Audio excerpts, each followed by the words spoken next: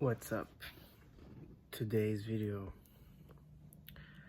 is gonna be kind of a moral dilemma I thought about. Actually, let's be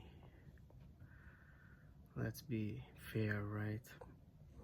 It's not me who thought about it, but I'm seeing this novel. No, it's a series, right? Not a novel. I mean, fuck it.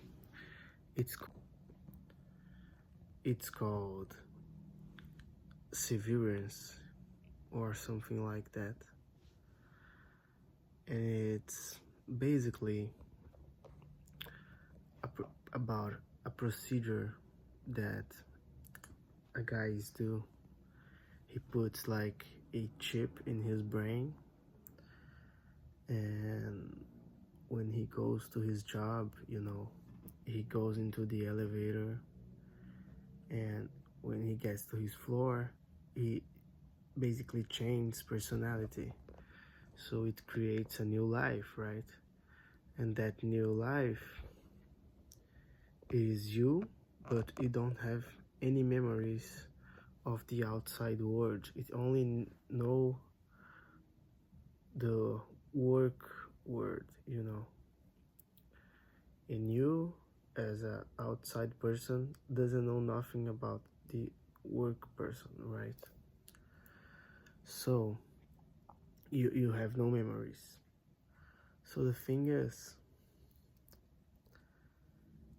in some jobs, I think this might be good, right? If your job's shitty job, or if you deal with classified information, this may be something that would help, But at the same time, you see these innies, as they call, is the work people. Innies because they're in, and outies is the outside people. So these innies, they don't have a life. They don't know about your family. They don't know who you are, what you like. They don't know nothing. And they are basically in a prison, right? Because if you don't remember anything, they can do what they want to you inside. And they do that, they torture them not in a physical way, because your body would be tortured when you get out, but in a psychological way, because when you get out, you don't even remember, right? So you just come to work the next day. But for that person inside, they're being tortured day after day after day, right? And the thing is that like something morally correct? Because let's suppose you have a shitty job, or you have a normal job, but no one likes to work. If you didn't have to work, you wouldn't work. But at the same time, like, you just skip, you come to work and boom, get out every day. The work will just blink, right? Of course, you are losing time, of your life. Yeah, that's something to think about. Like, there's 8 hours a day you don't have in your memory, and sometimes you learn some things in work, right? Well, actually, I think it depends where you work. But even if your work is really shit and you wish to, like, you don't care losing 8 hours of your day for the rest of your life, you just fuck it. Even then, you are creating a prisoner, right? You are you are creating a prison for yourself, you know. And the thing is, that's where my philosophical questions comes. If there is a soul of you, when you have more than one personality, like in this example, does the soul have more than one personality too? Actually, maybe souls doesn't have personality at all. They're just energy. But no. Let's not get into that. So, is like a ghost or someone who had a lot of personalities? What is the personality of that ghost? That's something that never have been explored, right?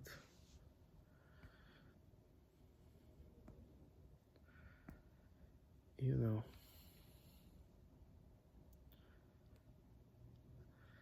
I don't. I'm thinking about it like creating a prisoner. To get away, you'd sentence yourself to eternal suffering. Because it's basically for the rest of their existence, right? You only create them to work. So basically, you only create them to suffer. You know, that's some really fucked up thing. Because when you get retired, that person will simply not wake up anymore. For them, their last memory or anything like that would be like they are going into a fuck, how do I call it? I'm always forgetting words, bro. Holy fuck, what is the word? In an elevator. Yeah, you get in an elevator and you simply die.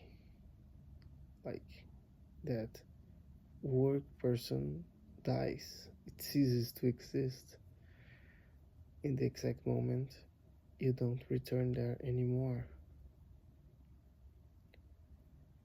Can you imagine that? That's a really philosophical question.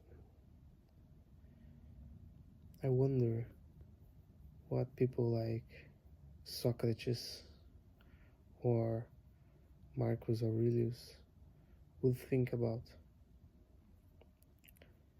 Maybe when I die, if I find them, maybe I'll remember this and try to explain to them this whole concept and see what they think about. What is the moral thing to do? What is the right thing to do?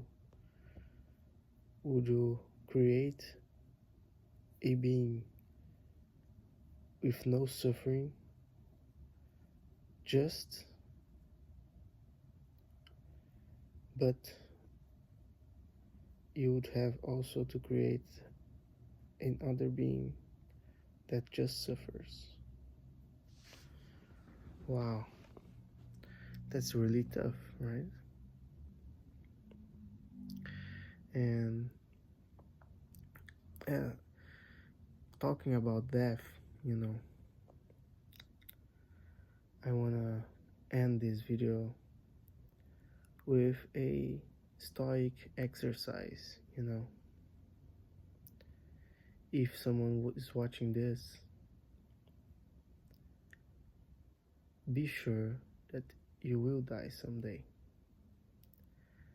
But do not be afraid of this, because death would only be one of two things: the cease of senses, like no more vision, no more taste, no more hearing nothing, just nothing, or death is a transformation from these five senses to, I don't know, I can't tell the numbers, but different senses. Because you see, we only see the world as we see because that's our five senses, you know. Snakes have other senses, see the world in other ways. Maybe immaterial beings see the world in even a different way. So death can only be one of those two things, nothing or change, only change. And death, and if that's the only two possibilities, it means there is no suffering in death. There is no suffering. There's nothing. Or there's everything. But none of them is suffering, you know. So if you think that way, you won't fear death. You won't be mad about it. You will be sad about it because when someone goes, it's never easy, right? But anyway, it is a fact. You can only accept it. There's nothing you can do about it other than accept it. So, you might as well do it.